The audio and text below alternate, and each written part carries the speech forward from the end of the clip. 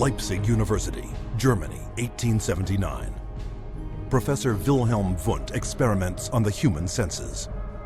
Wundt declares man's thoughts, personality, and behavior are nothing more than chemical reactions in the brain.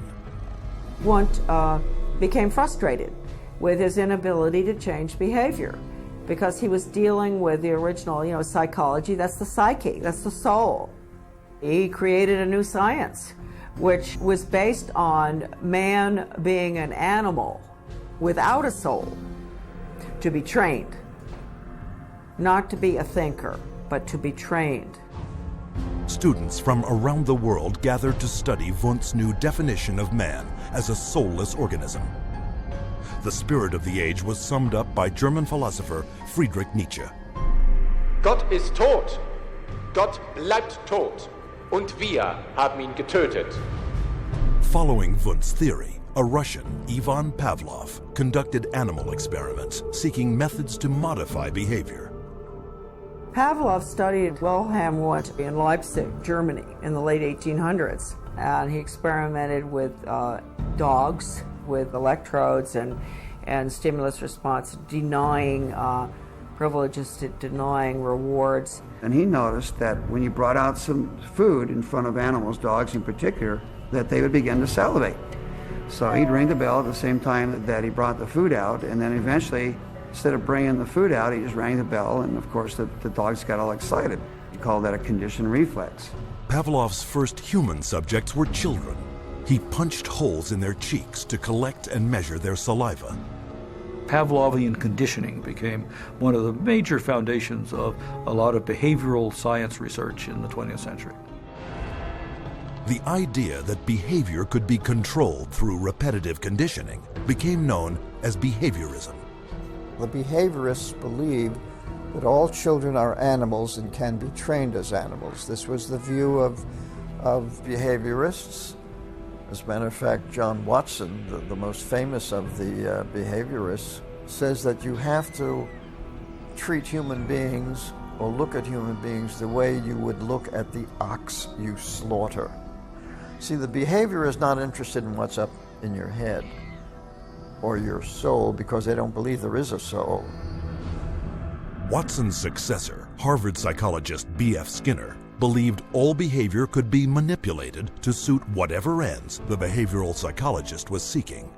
Skinner developed what's called operant conditioning, where he was able to demonstrate you can change animal behavior by certain schedules of reinforcement, by giving them rewards at certain times, and then you can teach pigeons to play ping pong, for example, and you can teach rats to run mazes, and you can teach human beings to seek certain economic or societal rewards. Skinner could actually shape new behavior patterns, and this actually was the sort of thing he quite soon became very famous for.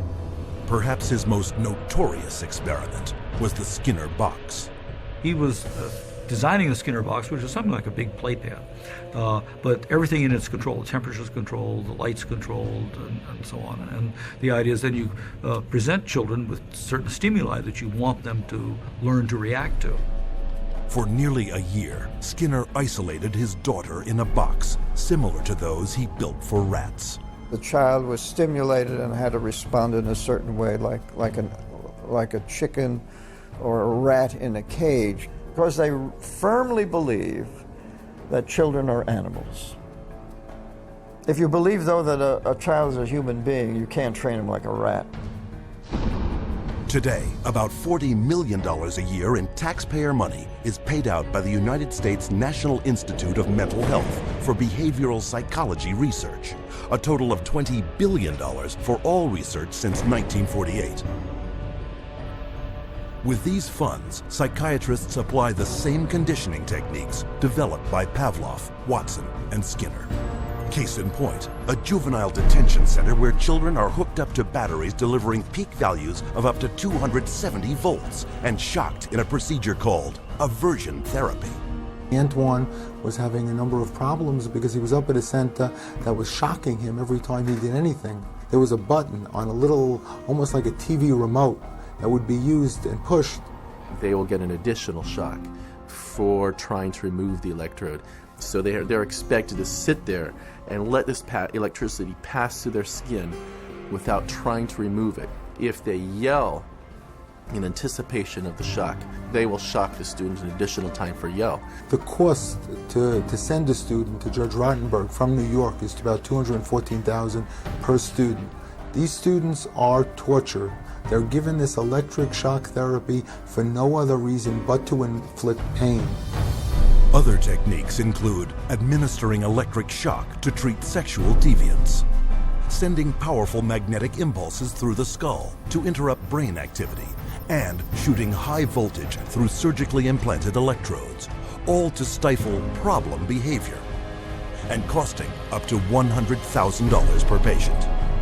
And while this science without a soul led to behavior modification techniques that continue to generate billions in research and treatment, it also laid the groundwork for another psychiatric movement that would cause the deaths of millions.